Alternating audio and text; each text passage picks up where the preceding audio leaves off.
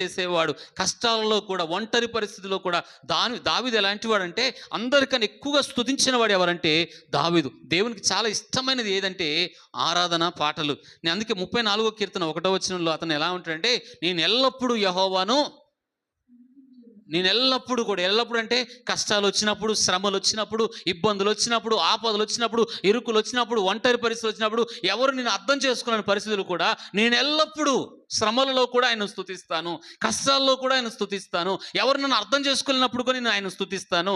నన్ను అందరూ బాధపరుస్తున్నప్పుడు, అందరూ నా చెయ్యి వదిలిపెట్టినా దావీదు అంటాడు ఒక మాట ఏంటంటే, నా తల్లిదండ్రులు నా చెయ్యి వదిలేసిన ఆయన నన్ను చేరదీస్తాడని అంటాడు.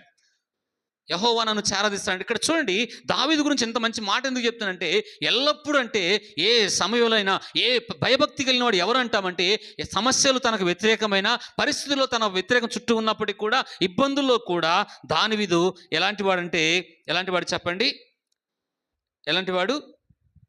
పాటలు పాడేవాడు. దినానికి ఎన్ని పాటలు పాడేవాడు? 7 పాటలు పాడేవాడు. రోజుకి ఎన్నిసార్లు ప్రార్థన చేసేవాడు?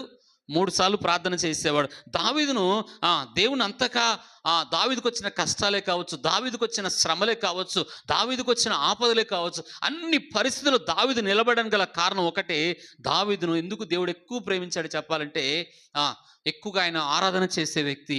ఈ భూమి మీద నువ్వు